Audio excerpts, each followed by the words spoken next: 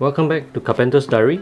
In the previous episode, we talked about finding your style as part of the basic renovation tips number 2. So in this episode, I will break it down into 3 parts so it's easier to understand. First part, we talk about dreaming big. Then your design style for part 2. And for part 3, colors and material choice. In the first part of dreaming big, we did ask you to dream big, but do take note, do not buy any furniture yet. Why? Because a certain furniture size, for example, if you buy a sofa that's too big, it's going to limit your design layout choices even before you gotten the flat. So for furnitures, we will always recommend all our clients to buy it only after you sit down with us to discuss the layout of the house and finish the design stage before you can buy your furniture. That is a safer option rather than having to haggle and fight with the furniture shop about changing your orders. Because a lot of them, they don't allow changes after the orders have been placed. So after you dream, our job is to bring you back to reality. This is where our vast experience can help you to understand the limitations of your dreams. For example, you wish to have a very big kitchen island, but the house that you have purchased has a small kitchen and it is not possible for this dream to happen. Then we got to work around the spatial limitations or hack a wall. When we remove a wall, that dream of having a big island in your kitchen becomes possible. There are also things like ceiling fans. If the ceiling height of your house, for example, is a very old house, is only 2.4, it limits the amount of ceiling fans or choices of ceiling fans that you can have. In that case, it would be good that you first get the keys, or during your visits to a resale flat, you have your measuring tape or even ask the agent to help you to find out the height before you can plan any purchases. So that's the experience of interior designers. We know the limitations just by looking at the flat because of our vast experience. Part number 2, your lifestyle and design style. There are many styles out in the market or even out on the internet today. There's modern, making use of a lot of mirrors, metal and dark colors.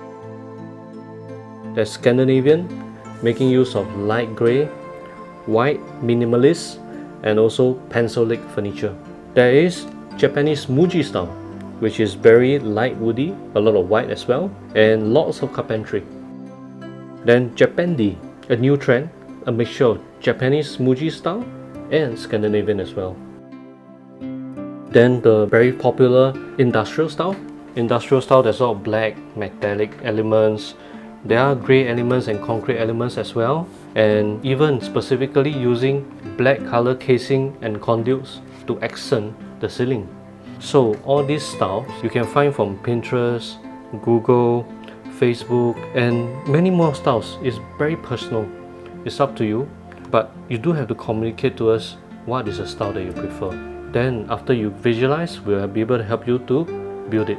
In part 3, we have colors and material choices. When we talk about paint and laminates, of course there are 2 different materials. One is the paint color for your house walls, and then there's also laminate for your furniture.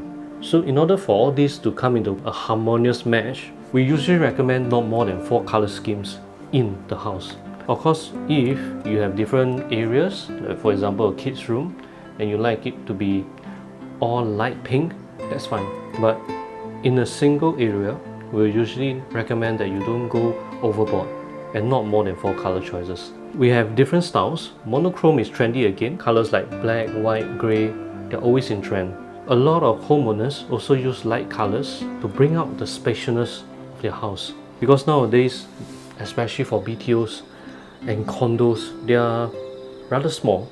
So light colors help to accentuate the spaciousness of the space. We can also use very eclectic colors. The eclectic colors like red, purple, yellow, orange, it can bring out the character of a space, and it can help to segregate that area as a different area. It also helps to become a feature wall.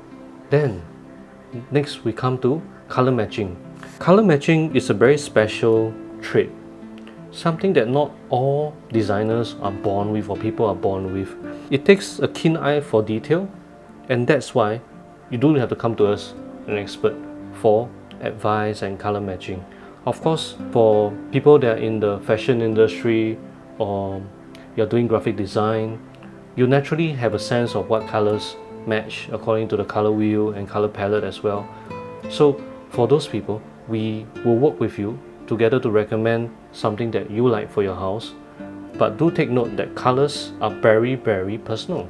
So much so that when a homeowner requests us for colors that are out of the world, we will first try to understand. For example, dark purple, I'm one of them.